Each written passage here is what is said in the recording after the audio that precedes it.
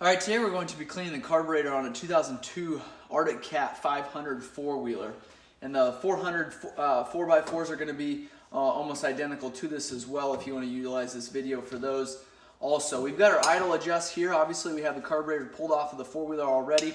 Our throttle cable comes into this housing here and hooks up to this butterfly. When you push your thumb throttle there, it'll engage this this butterfly here, and this will open up, allowing more fuel to be, or more air to be sucked through there, sucking more fuel through. At the same time, that's opening up this diaphragm and allowing more fuel to be pushed up into that carburetor. If you're to take compressed air and blow into this port here, that slide should raise. If it doesn't, you've got diaphragm problems, and I will go over how to inspect those here in a second. So when you're adjusting your idle here, you're using this screw here, and a lot of times you can do this with just your finger and your thumb here.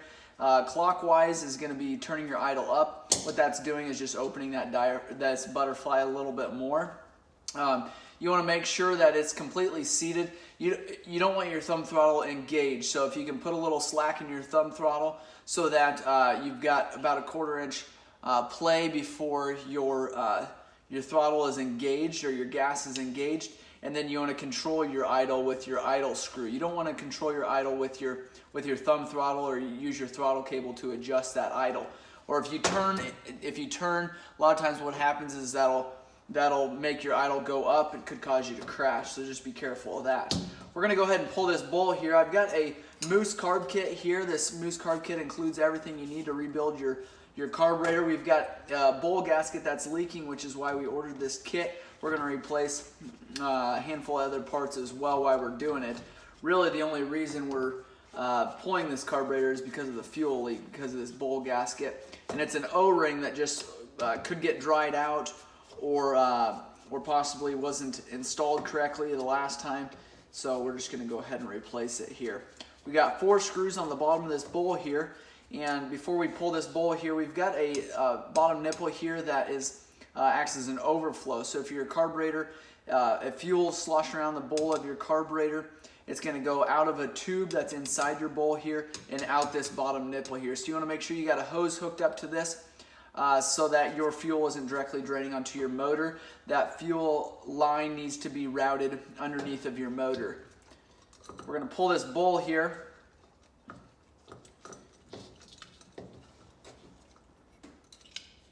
We've got the bowl off. These screws are just going to dump out there. Here's the O-ring that I'm talking about that we need to replace, and I'll go ahead and do that at this time. Here's the overflow that I was talking about. So fuel is going to slosh around in this area here, so it won't actually overflow until it is above this this needle here.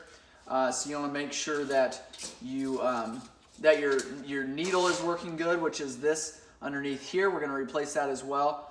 If that needle isn't shutting off, you're constantly going to have fuel dripping out of the bottom of that carburetor, and could potentially start a fire, but will certainly make your garage or shop stink. And we're going to pull this O-ring off here. You can see how brittle it was just when I was pulling it off. We're going to clean up this groove here really well, and then we're going to put a new one in there. Take Carb&Choke cleaner. I prefer this Gum Out brand. You could spray that anywhere on a carburetor to clean it out. And then you take compressed air and blow through it. You want to make sure that there's no debris down in here, and if there's sometimes a piece of dirt or piece of some fuel that kind of started to get hard there and dry out, will get stuck to the bottom here. So you want to make sure that that's completely clean before going back together. We're going to take our seal there, our bottom O-ring here, slide it into place, make sure it seats properly before moving on. So we've got our bowl off there. Next thing we're going to do, pull our main jet, and then we've got pilot jets as well. Main jet is going to be the one, if you look here, it's going to be the tallest jet here. It's going to be straight down from this needle. So if this is going to be your largest ported jet, so it's going to have the largest hole, it's going to have the largest number. What we're pulling out here is the main jet and the main jet holder. You want to make sure that you can see through it with compressed air. I like to hold it up to light to see if you can see through it. Then I take compressed air and Carb&Choke cleaner and blow through it. And then next will be our secondary main, and that's right here. And if you don't have those specs, let me know. I can I can get those for you. Also, these carb kits I have available if you're wanting to rebuild your carburetor. A lot of times if four-wheelers sit over the winter or just over time, there's parts that need replaced, and then parts that get filled up with fuel, and that fuel will ruin a carburetor. So pilot jet is down into this port here, clear down in here. And these can be a challenge, so I like to make sure you've got a good sized screwdriver to pull these out. And then make sure that you're really on that screw before you start turning. If you start turning before you're on that screw, you'll ruin the top of that jet there, and then you won't be able to pull this out ever. You'll have to replace that carburetor. So pilot jet is smallest jet in the machine. You want to make sure that you can see through it with holding it up to light. But again, it's a very, very small hole, so it's going to be a little bit of a challenge to see through. So, but you do want to make sure that you can see through it. Pilot jet acts when you start your four-wheeler. The fuel will be pulled through your idle or your pilot jet there. So you want to make sure if your four-wheeler isn't starting, more than likely you've got debris in that pilot jet. So it's a common problem since it is the smallest one there. Next, we're going to pull your float off of here. We've got a pin running through here. And you want to make sure if this pin is sticking, don't take a hammer and just beat on these posts here. They are aluminum. They break very, very easily. So we've got our float off here. We've got our needle underneath here. And we're actually going to replace this needle. It is slightly grooved. So if you've got some grooving on there, sometimes debris will sit down in there. Sometimes this brass seat here will go bad. And if that's the case, you just have to replace your carburetor. That's a lot of times pressed in there. So not easy to replace. You want to make sure that these are the same size. They do look like they are. And these floats are adjustable. So if fuel is leaking out, you might try adjusting these. This tab, this metal tab here, but it's not gonna fix a damaged needle here. So if the needle is damaged or completely worn, adjusting your float height isn't gonna change that at all. One other thing I wanted to show you here, we've got a tube, vent tube right here, and those are vented out the top here. So you're gonna have, you wanna make sure that this vent tube is on the four-wheeler or on this carburetor. Make sure there's a hose hooked up to it. So main jet holder back in there. We can blow through all this with compressed air and Carb&Choke cleaner. Now we're going to go back together with it. We've already cleaned this carburetor. We're just ready to go back together. So main jet in the center there. We've got our secondary main right beside our main jet. Secondary main is a little bit smaller port than the main jet. Snug that up, and then we've got our pilot jet. Again, make sure you can see through there. Make sure you've got a good hold on it when you're snugging it up. And grab our float here with our new needle. Slide that down in there. Doesn't matter which direction that needle sits. Both those sides are the same. So you can slide that on there either way. Push our pin through there. Our jets, just double check those, make sure they're snugged up. Again, they're brass, just like your screws holding your bowl on, so you don't need to crank on them. But also your carburetor is tipped over, so you want to make sure that they are snug so they're not working themselves out of there. So bowl, make sure that's clean, that's ready to go back together now. This O-ring here, you want to make sure that it stays in position or it's going to leak immediately when you turn that fuel on your fuel tank. So a lot of times what I'll do is to actually take the carburetor, set it down on top of the bowl there. That way you don't dump your O-ring off. And then your bowl will completely seat right down there. There is a couple grooves that you have to line it up with. Got 4 screws.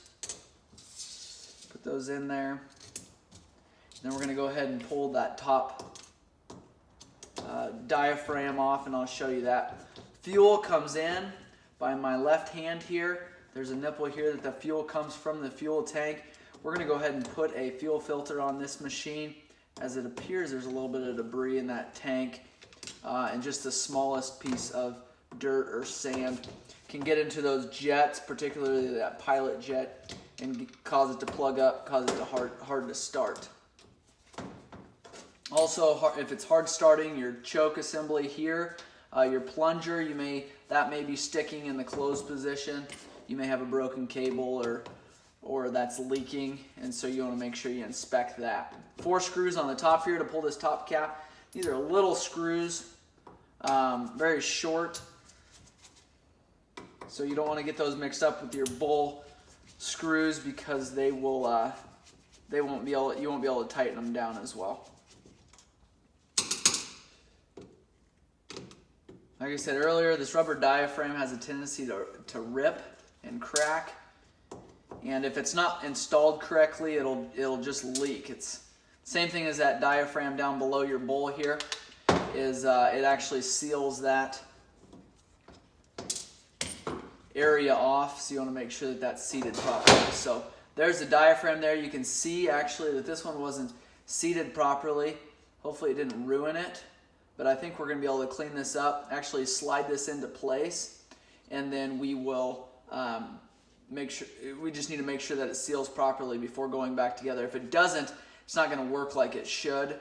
And you can see the dirt and stuff in there. That's because this wasn't sealed properly, allowing dirt to come in there. So we're going to clean this up really good. You be really careful cleaning this because it rips so easily. Carb&Choke cleaner I don't like using on these because it'll actually shrink the diaphragm, and then it's very hard to put back together. But we can use compressed air, and then down in here we can use Carb&Choke cleaner. And I'm going to do that if that's this time.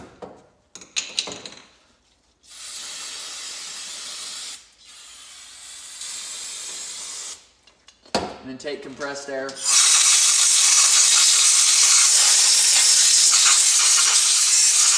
Blow it out really good before installing that diaphragm again.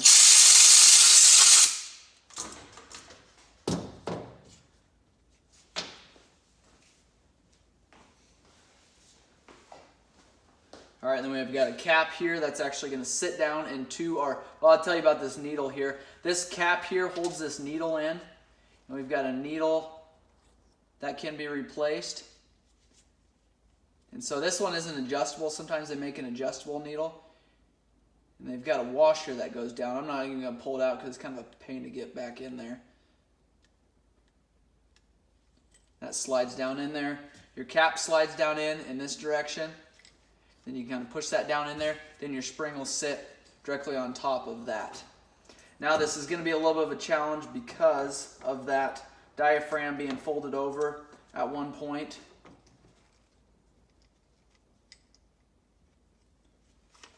It's going to be hard to get that to seal, but I'm going to make sure. What I do is take my finger underneath it, run it through the venturi there, push that up, and then I take this diaphragm, kind of slide it down.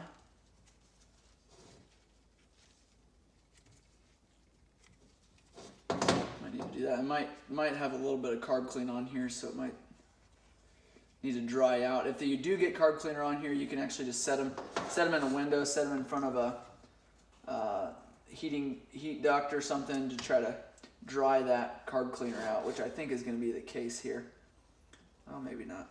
You just got to make sure that it seals properly. So, all right, looks like we got it in the right position. I keep my finger still underneath of there. I'm going to switch hands here, so that slide doesn't go all the way down. If it goes all the way down, it'll kind of pull that diaphragm out of its position there. So take the cap now that you can see that it's going to be seated properly. Make sure that spring sits right in those tabs there. Double check your diaphragm before going back down. Still keep your finger underneath there, otherwise that diaphragm is going to pop out of its place, and then it's going to sit